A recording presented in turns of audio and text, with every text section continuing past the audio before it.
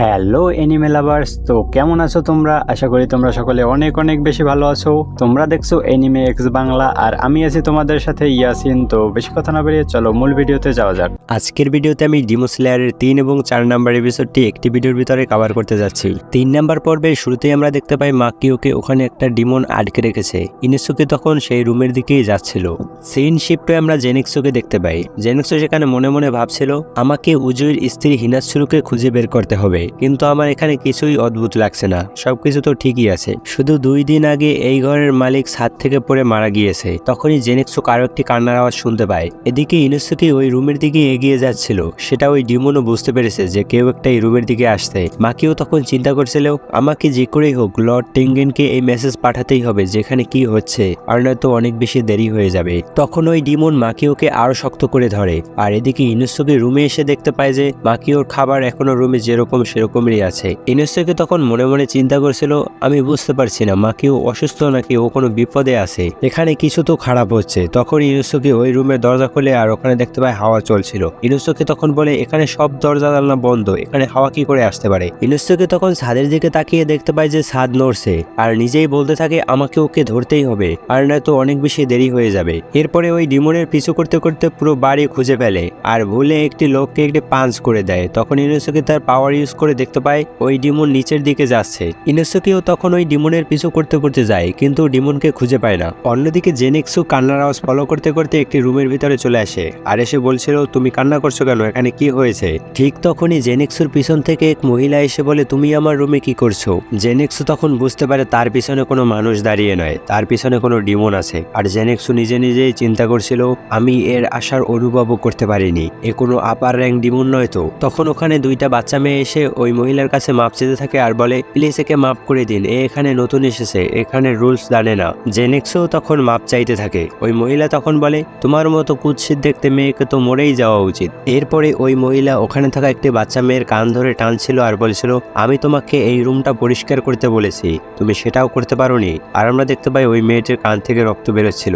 তখন জেনিক্সু ওই মহিলার হাত ধরে নেয় আর বলে প্লিজ ওকে ছেড়ে দিন। অন্যদিকে আমরা তানজিরোকে দেখতে পাই যে কিনা ভালো মেয়ে হয়ে সব ধরনের কাজবাজ করছিল, তাকে যে সকল কাজ দিয়েছে। এরপরে সিন শিফটে আমরা ইনুসুকিকে যেই মহিলা কিনেছিল সেই মহিলাকে দেখতে পাই, যে কিনা ইনুসুকির এই সকল কাজ কারবার দেখে বলছিল এই মেয়েটি পাগল হয়ে গিয়েছে, আমাকে এর এখানে নিয়ম কানুন সব শিখাতে হবে। এরপরে ইনুসুকির রুমে এসে দেখতে পাই ইনুসুকি টোটাল কনসেন্ট্রেট দিয়ে ওই ডিমনকে খুঁজে বের করার চেষ্টা করছিল। এদিকে জেনিক্সুকে ওই ডিমন মহিলা বলছিল তোর সাহস কি করে হলো, তুই আমাকে টাচ করেছিস, এই বলে জেনিক্সুকে একটি পাঞ্চ করে।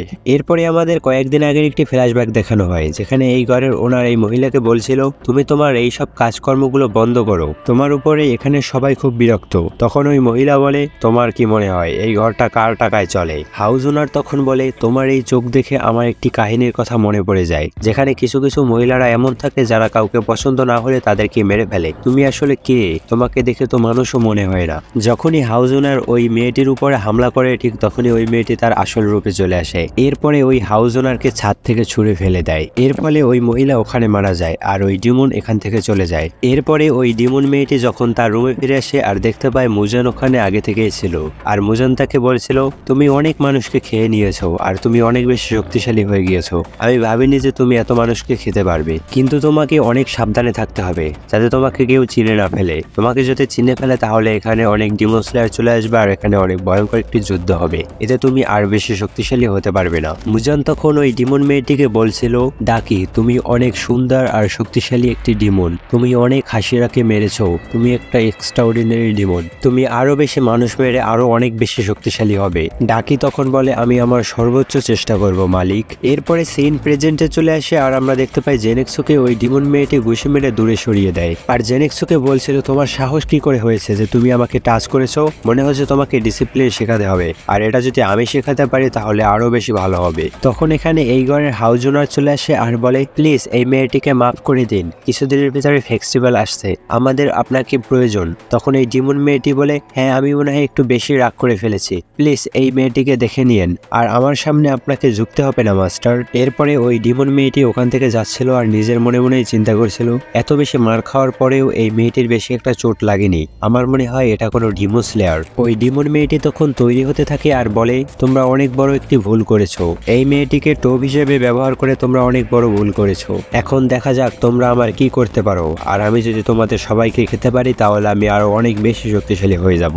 এরপরে আমরা তানজিরোকে দেখতে পাই যে কিনা এখানে একটি অদ্ভুত জ্ঞান পাচ্ছিল। এরপরে আমরা জেনেক্সোকে দেখতে পাই যার কিনা জ্ঞান ফিরে এসেছে। তখন ওই তিনটে মেয়ে জেনেক্সোকে বলছিল, আমাদেরকে বাঁচানোর জন্য তোমাকে ধন্যবাদ, আমাদের কারণে তোমার এই মার খেতে হয়েছে। জেনেক্সো তখন বলে, এটা কোনো ব্যাপার না, সব মানুষেরই সবাইকে সাহায্য করা উচিত। ওখানে থাকা একটি মেয়ে তখন বলে, এখানে তো এমনটা হয় না, এখানে যে যার কাজ নিয়ে সবসময় ব্যস্ত থাকে। এই প্রথমবার আমরা এমন কাউকে দেখলাম। এরপরে ওই তিনটে মেয়ে জেনেক্সোকে রেস্ট করতে বলে এখান থেকে চলে যায়। ওই তিনটে মেয়ে যাওয়ার পর আমরা দেখতে পাই জেনেক্সোকে কিছু একটা এসে পেঁচিয়ে ধরে, আর এর সাথে সাথে এই এপিসোডটি এখানে শেষ হয়ে যায়। 4 নাম্বার পর্বে শুরুতেই আমরা একজন মহিলাকে দেখতে পাই যে কিনা এই ঘরের হাউস ওনারকে গিয়ে রিপোর্ট করছিল, হলুদ চুলালা মেয়েটিকে আর খুঁজে পাওয়া যাচ্ছে না। আমরা ওকে ঔষধ দিয়ে ওর রুমে শুইয়ে দিয়ে এসেছিলাম, কিন্তু এখন আর ওকে খুঁজে পাওয়া যাচ্ছে না। আমাদের কি ওকে খোঁজা উচিত? তখন ওই ঘরের মালিক বলে, বাদ দাও, ও এমনিতেও আমাদেরকে ছেড়ে গিয়েছে, আমরা কেন ওর টেনশন করব।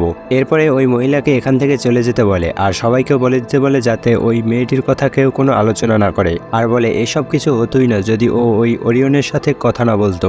এরপরে সিন শিফটে আমরা ইনুসুকি আর তানজিরোকে দেখতে পাই, যেখানে ইনুসুকি বলছিল আমার ঘরে একটা ডিমন আছে, আর এই ডিমনটি এমন ওমন এই রকমের নানান ভঙ্গিতে বলছিল, কিন্তু তানজিরো এসব কিছুই বুঝতে পারছিল না। তানজিরো তখন বলে, এসব বাদ দাও, উজুই আর জেনেক্সো কিছুক্ষণের ভিতরেই চলে আসবে। তখন ওখানে উজুই চলে আসে আর বলে জেনেক্সো এখনো আসছে না। ইনুসুকি তখন বলে, এই লোকটি অনেক বেশি শক্তিশালী, এখানে এসেছে আমি সেটা বুঝতেও পারিনি। তখন তানজিরো বলে, জেনেক্সো আসছে না এর মানিটা কি? উজুই তখন বলে, এসব কিছু আমারই ভুল, আমার স্ত্রীদেরকে বাঁচানোর জন্য আমি তোমাদেরকে এখানে নিয়ে এসেছি। আমি শুধু আমার স্ত্রীদের কথাই চিন্তা করেছি, আমি তোমাদের কথা চিন্তা করিনি। আমি অনেকটা স্বার্থপর হয়ে গেছিলাম, যার ফলস্বরূপ জেনেক্সো আজকে গায়েব, আর কালকে রাত থেকেই ওর কোনো খোঁজও পাওয়া যাচ্ছে না। কিন্তু এখন তোমাদের এখান থেকে চলে যাওয়া উচিত। এখানে যদি কোনো আপার র্যাঙ্ক ডিমন থেকে থাকে তাহলে তোমরা এখানে মারাও যেতে পারো, আর এখন থেকে তোমরা যদি কেউ গায়েব হও তাহলে আমি ধরে নেব যে তোমরা মারা গিয়েছো। আজকে থেকে এই মিশন আমি একলাই সামলে নেব, তোমরা এখন এখান থেকে চলে যাও। তানজিরো তখন বলে, আপনার এই মিশন একলা করার প্রয়োজন নেই, আমরা আপনাকে সাহায্য করব।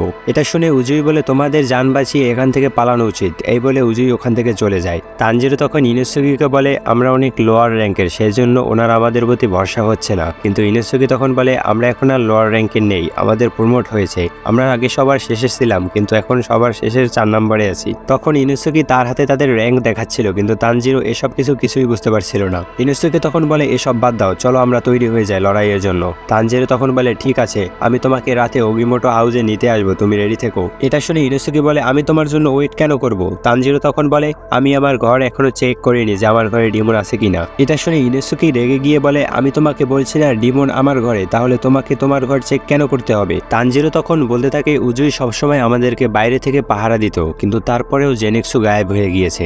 আমার মনে হয় এই ঘরে কোনো রকমের গুপ্ত রাস্তা আছে যেটা দিয়ে এই ডিমন সব জায়গায় যাতায়াত করতে পারে। এই কথা শুনে ইনুসুকি বলে, হ্যাঁ তুমি ঠিক বলেছো। তখন তানজিরো বলে, আমার মনে হয় উজুইর ওয়াইফ 3 জন বেঁচে আছে, আমি তাদেরকে খুঁজে বের করতে চাই, আর তুমি আমাকে সাহায্য করবে ইনুসুকি, আর আমি চাই এই মিশনটা আমরা সফলভাবে পূরণ করতে। এটা শুনে ইনুসুকি বলে, হ্যাঁ আমিও তোমাকে এটাই বলতে চেয়েছিলাম। এরপরে সিন শিফটে আমরা দেখতে পাই রাতের বেলা তানজিরো কায়নাৎসুর কাছে গিয়ে বলছিল, আপনাকে এখন ডিস্টার্ব করার জন্য আমাকে মাফ করবেন, কিন্তু আমার কিছু কথা বলা ছিল আপনার সাথে। আমি আজকের পরে টোকিটো হাউস ছেড়ে দেব, আপনি আমার পেমেন্টটা রেখে দিবেন প্লিজ। তখন ওই মহিলা বলে, কি হয়েছে, তুমি এমন পোশাক পরেছো কেন? তখন তানজিরো বলে, আসলে আমি একটা ছেলে, আমার একটি মিশনের কারণে আমার মেয়ে হতে হয়েছে। এটা শুনে ওই মহিলা বলে, আমি এটা আগেই জানতাম, তোমার গলার আওয়াজেই আমি বুঝতে পেরেছি। এটা শুনে তানজিরো অবাক হয়ে যায়। তখন ওই মহিলা বলে, তুমি সুমাকে নিয়ে অনেক বেশি টেনশনে আছো তাই না? তানজিরো তখন বলে, হ্যাঁ আমি অনেক বেশি টেনশনের ভিতরে আছি, আর যে সকল লোকজন গায়েব হয়েছে আমি সবাইকে বাঁচিয়ে নেব। ওই মহিলা তখন বলে, তোমাকে অনেক ধন্যবাদ। এরপরে তানজিরো ওখান থেকে চলে যায়। তানজিরো এখান থেকে যাওয়ার পরে ওই ডিমন মেয়েটি এখানে চলে আসে আর এই মহিলাকে আটকে নেয়। এদিকে আমরা তানজিরোকে দেখতে পাই যে কিনা ইনুসুকির দিকে ছুটে যাচ্ছিল, আর ঠিক তখনই তার নাকি কোনো একটা ডিমনের গন্ধ আসে, আর অন্যদিকে ইনুসুকি তানজিরোর জন্য ওয়েট করছিল। আর তানজিরো আসছে না দেখে অনেক বেশি বিরক্ত হয়ে যায় আর বলে, এখন আমাকেই কিছু একটা করতে হবে। এই বলে তার মাথা দেয়ালের উপরে ঠুকে দেয় আর বলে, ইঁদুররা আমার তরোয়াল নিয়ে এসো। তখন আমরা দেখতে পাই উজুইর ইঁদুররা ইনুসুকির তরোয়াল নিয়ে আসে। এরপরে ইনুসুকি তার আসল রূপে চলে আসে। এটা দেখে ওখানে হাউস ওনার অনেক বেশি শক হয়ে যায়, আর ইনুসুকি ওই ঘরে পুরো খুঁজতে থাকে ডিমনকে। অন্যদিকে উজুইকে দেখতে পাই আমরা যে কিনা জেনিক্সু যে ঘরে থাকতো সেই ঘরের হাউস ওনারকে গিয়ে ধরেছে আর বলছে জেনিক্সু আর হিনাৎসু সম্পর্কে প্রশ্ন করছিল যে ওরা কিভাবে এখান থেকে গায়েব হয়েছে, কিন্তু ওই লোকটি বলে, আমি কিছুই জানি না। আচমকাই একদিন হিনাৎসু আর জেনিক্সু গায়েব হয়ে গিয়েছে। উজুই তখন ওই লোকটিকে জিজ্ঞেস করে, তোমার কারো উপরে সন্দেহ আছে? আমি তোমার কাছে ওয়াদা করছি, তুমি বলো আমি তাকে মেরে ফেলবো। তখন ওই লোকটি বলে, আমার সন্দেহ হয় এই ঘরের ওরিয়নের উপরে। এটা শোনার পরে উজুই ওখান থেকে চলে যায়। উজুই তখন ওই ডিমনকে খুঁজতে থাকে আর নিজে নিজেই বলতে থাকে, আমার হিনাচ্ছুরকে খুঁজে বের করতে হবে, ও ওই ডিমন সম্পর্কে সবকিছু জানবে, আর এরপরে আমার এই নিজের হাত দিয়ে ওই ডিমনটিকে মারবো। এদিকে আমরা তানজিরোকে দেখতে পাই যে কিনা ওই ডিমনের গ্রাউন্ড ফলো করতে করতে ওখানে চলে এসেছে। তখন ওই ডিমন তানজিরোকে বলে, শেষ পর্যন্ত তুমি এখানে চলেই এসেছো। তোমার মতো আরো এখানে কতজন ডিমো স্লেয়ার আছে, কারণ আমি একজনকে ধরে ফেলেছি। তোমাকে দেখে তো হাসিরা মনে হচ্ছে না, তুমি অনেক দুর্বল। তানজিরো তখন খেয়াল করে ওই ডিমন মেয়েটি কিনাসুকে তার কিছু কাপড় দিয়ে পেঁচিয়ে রেখেছে, আর তানজিরো মনে মনেই বলতে থাকে, এর অর্ধেক বডি কোথায় গেল, আর এখানে তো রক্তের কোনো ঘ্রাণও আসছে না। তানজিরো তখন খেয়াল করে এই ডিমনটি আসলে আপার র্যাঙ্ক 6। তখন তানজিরো বলে, এই মহিলাকে তুমি ছেড়ে দাও। এটা শুনে ওই ডিমন মেয়েটি বলে, তোমার সাহস কি করে হলো, তুমি আমার সাথে এভাবে কথা বলছো? এই বলে তানজিরোকে একটি অ্যাটাক করে দূরে ছুড়ে ফেলে। আর তানজিরো তখন বলে, আমার বডি নড়ছে না কেন, আমি এখান থেকে উঠতে পারছি না কেন, কিন্তু আমাকে উঠতেই হবে, না হলে আমি এখানে মারা যাব। আমি ভয় পাচ্ছি, যার কারণে আমার শরীর কাজ করা বন্ধ করে দিচ্ছে। ওই ডিমনের পাওয়ার শুধু ওর বেল্টে, ওর বেল্ট মানুষকে অ্যাবজর্ব করতে পারে। এই জন্য আমি এখানে এমন কোনো রাস্তা দেখিনি যেখান থেকে মানুষ পালাতে পারে। তখন ওই ডিমন মেয়েটি বলে, তুমি এখনো জীবিত আছো? আমি যতটা দুর্বল তোমাকে ভেবেছি, আসলে তুমি ততটা দুর্বল নয়। তোমার চোখ দুটো অনেক সুন্দর, আমার তো এখনই ইচ্ছা করছে তোমার চোখ বের করে খেয়ে নি। তখন আমরা দেখতে পাই নেজুকোর বক্সের একটি বেল্ট ছুটে যায়, আর তানজিরো নেজুকোর বক্স এক পাশে রেখে দিয়ে বলে, আমাকে ক্ষমা করে দিও নেজুকো, কিন্তু এখন আমি তোমাকে লড়াইয়ে নিয়ে যেতে পারবো না। তুমি এই বক্সের ভিতরেই থেকো, যতক্ষণ পর্যন্ত এমন বিপদ মনে হয় যে তোমার লাইফ রিস্ক আছে, ততক্ষণ পর্যন্ত এই বক্স থেকে বের হবে না। এরপরে তানজিরো ওই ডিমন মেয়েটির উপরে হামলা করে দেয়, আর ওই ডিমন মেয়েটি তখন তানজিরোর উপরে তার ওই বেল্ট দিয়ে হামলা করে, কিন্তু তানজিরো সেগুলোকে খুব অনায়াসে কেটে ফেলে। এটা দেখে ওই ডিমন মেয়েটি বলে, আমি অনেক ইমপ্রেস হয়ে গিয়েছে তোমার হাওয়ায় লড়াই করার টেকনিক দেখে। তুমি খুব ভালো করেই জানতে যে কাইনাসু ওই বেল্টে ছিল, সেই জন্য তুমি কেটে আলাদা করে দিয়েছো, তাই না? এদিকে তানজিরো মনে মনে চিন্তা করছিল, আপার র্যাঙ্ক 6, তাই না? আমি কি একে হারাতে পারবো? এখানে তো উজুই, জেনিক্সু, ইনোসুকি কেউই নেই, আমি কি একলা একে হারাতে পারবো? তানজিরো তখন তার মনে সাহস নিয়ে বলে, আমাকে যে করে হোক একে হারাতেই হবে। আর এর সাথে সাথেই 4 নম্বর এপিসোডটি এখানে শেষ হয়ে যায়। এতক্ষণ ভিডিওটি দেখার জন্য তোমাদের সকলকে অসংখ্য ধন্যবাদ। ভিডিওটি কেমন লেগেছে তা কমেন্ট করে জানাতে পারো, আর শেয়ার করে দিতে পারো তোমার অ্যানিমে লাভার বন্ধুদেরকে। চ্যানেলে নতুন হয়ে থাকলে তাহলে চ্যানেলটিকে সাবস্ক্রাইব করে বেল নোটিফিকেশন অন করে দিতে পারো। দেখা হচ্ছে পরবর্তী কোনো ভিডিওতে। তো ভালো থাকো, সুস্থ থাকো, ভালো রাখো তোমার চারিপাশ।